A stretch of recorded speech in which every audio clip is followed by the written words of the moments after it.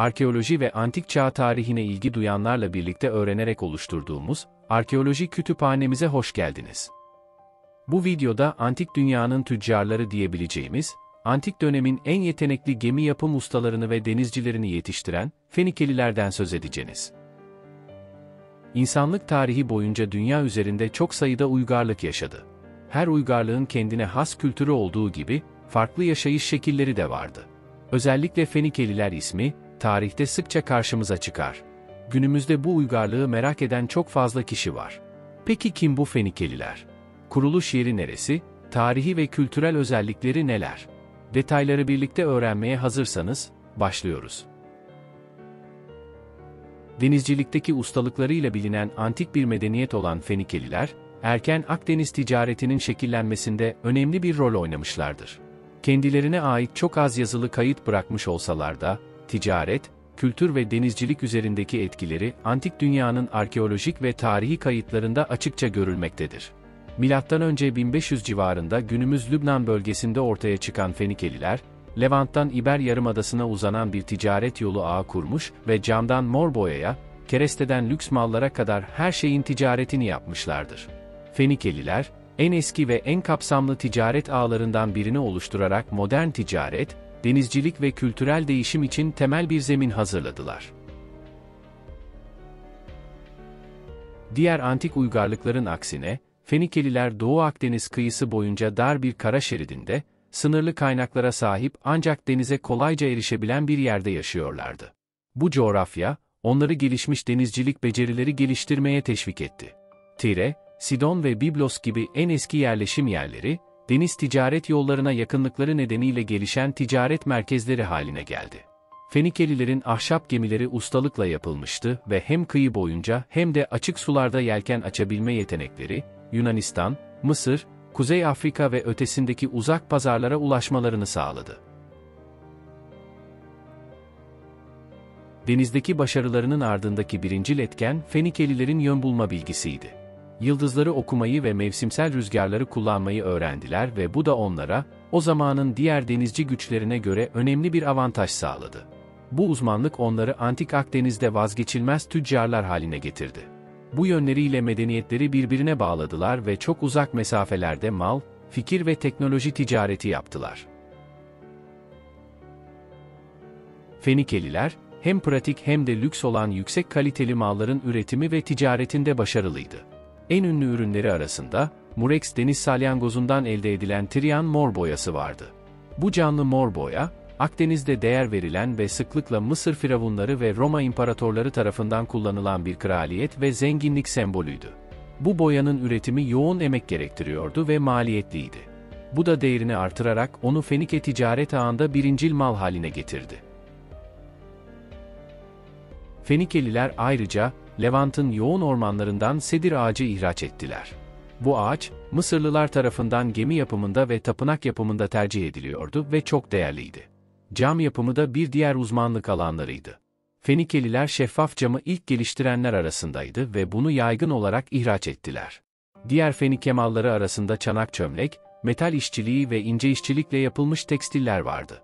Bunların hepsi Akdeniz medeniyetleri tarafından çok aranıyor ve tercih ediliyordu. Bu ihracatlar sayesinde Fenikeliler yetenekli zanaatkar ve güvenilir tüccarlar olarak tanındılar.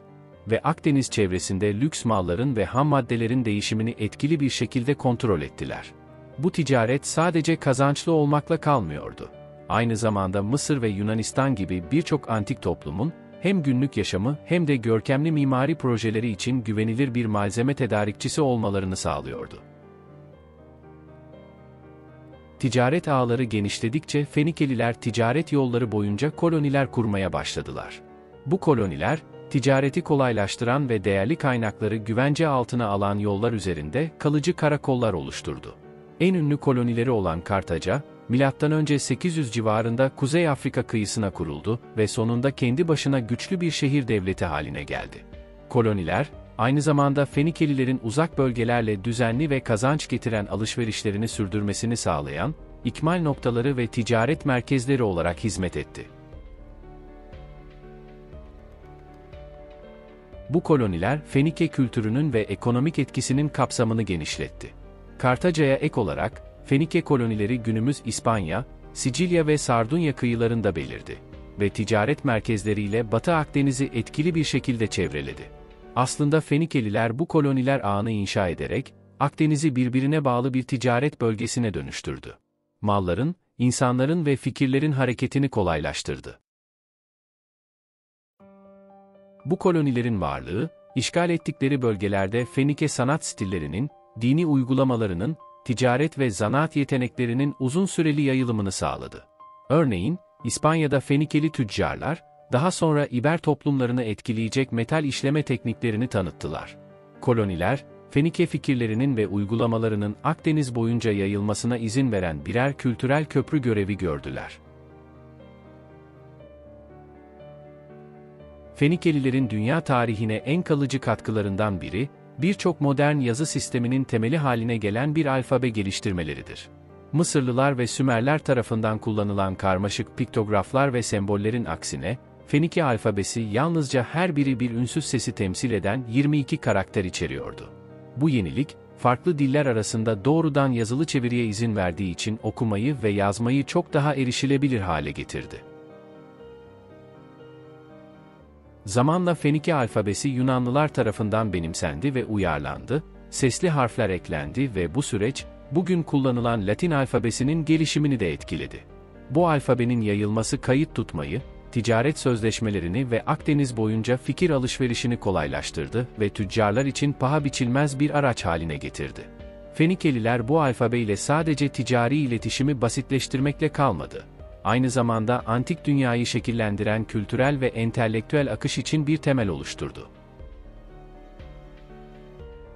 Fenikeliler olağanüstü denizciler ve tüccarlar olsalar da, başarıları, sonunda güçlü rakipleri cezbetti.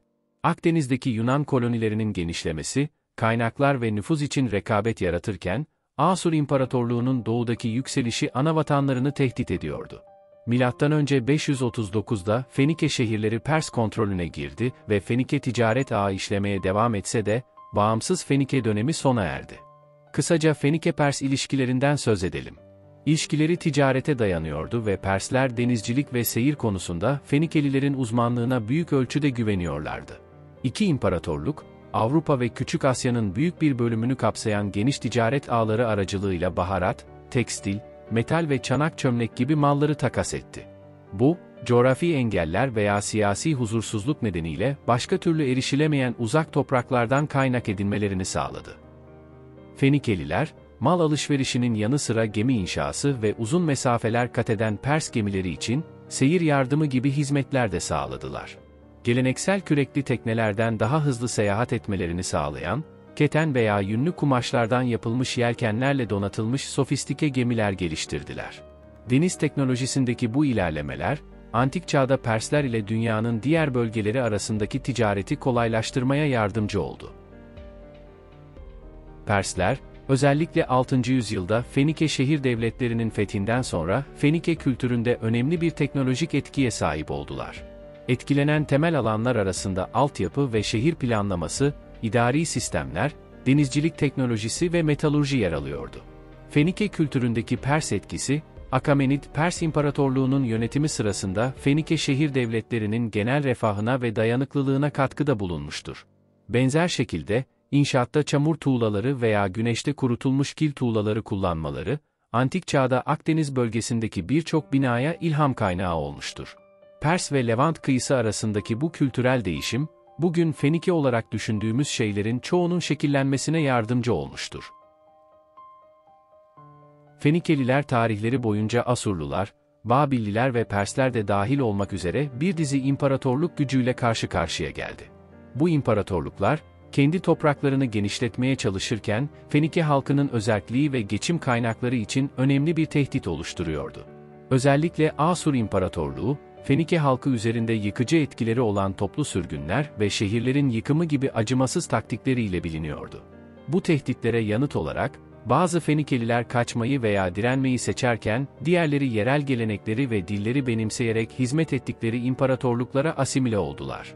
İmparatorluk güçlerinden gelen askeri tehditlerin yanı sıra, Mısır veya Roma gibi büyük ticaret ağlarının rekabeti nedeniyle birçok Fenikelinin işini kaybetmesine neden olan ekonomik baskılar da vardı. Bu durum, geçimini ticaretten sağlayan birçok tüccar ve zanaatkarın yabancı bölgelerde iş aramasına ve artık diğer tüccarlarla etkin bir şekilde rekabet edemeyecekleri kıyı bölgelerinden uzaklaşmasına yol açtı. Bir zamanların gelişmiş bu büyük medeniyetinin yurttaşları, hizmet ettikleri imparatorluklara asimile oldu ve sonunda günümüzde Lübnan olarak bilinen yerde yalnızca kalıntıları kaldı. Fenike toplumu, Mısır ve Roma gibi daha büyük ticaret ağlarının artan rekabeti karşısında gerilemeye başladı. Bu, mallarına olan talebin azalmasına yol açtı ve bu da ekonomileri üzerinde yıkıcı bir etki yarattı. Ek olarak, Asurlular, Babilliler ve Persler gibi imparatorluk güçleri, kitlesel sürgünler ve şehirlerin yıkımı gibi acımasız taktikleriyle Fenikelilerin özerkliğine giderek artan bir tehdit oluşturdu. Hem doğudan, hem de batıdan gelen güçlü imparatorlukların ekonomik baskıları ve askeri tehditleri nedeniyle bağımsızlıklarını korumaları giderek zorlaştı. Sonuç olarak, günümüzde Lübnan olarak bilinen topraklarda sadece kalıntıları kaldı. Böylece tarihin en etkili medeniyetlerinden biri sona erdi. Milattan önce 332'de Tire kentinin yıkılması, Fenike medeniyeti için bir dönüm noktasıydı. Şehir Büyük İskender tarafından kuşatılmıştı ve düşüşü bağımsızlığının sonunu işaret ediyordu. Bunu, II. Nebukadnezar'ın önderlik ettiği ve bölgedeki birçok şehrin yok edildiği veya imparatorluğuna dahil edildiği bir dizi askeri sefer izledi. Bunlar arasında Sidon, Biblos, Arvad ve Ugarit kentleri de vardı. Tire kuşatması, Akdeniz'deki kolonileri ve Lübnan gibi komşu bölgeler içinde geniş kapsamlı sonuçlar doğurdu. Ana şehirleri yok olunca, bu koloniler, kendi topraklarını her ne pahasına olursa olsun genişletmeye çalışan Mısır ve Roma gibi emperyal güçlerin saldırılarına karşı savunmasız kaldı. Birçok Fenikeli daha fazla baskıya direnmek yerine, yabancı kültürlerden kaçmayı veya onlara asimile olmayı seçti. Böylece tarihin en etkili medeniyetlerinden birinin sonu geldi. Fenike uygarlığının düşüşü, onların belirgin kültürel kimliklerinin kademeli olarak kaybolmasına neden oldu. Babil ve Pers yöneticileri, birçok Fenike grubunu imparatorluklarının diğer bölgelerine yerleştirdiler ve bu da yabancı kültürlere asimile olmalarına yol açtı. Bu, farklı etnik kökenler arasındaki evlilikler ve yeni dillerin ve geleneklerin benimsenmesiyle daha da hızlandı. Fenike uygarlığının düşüşü, onların belirgin kültürel kimliklerinin kademeli olarak kaybolmasına neden oldu.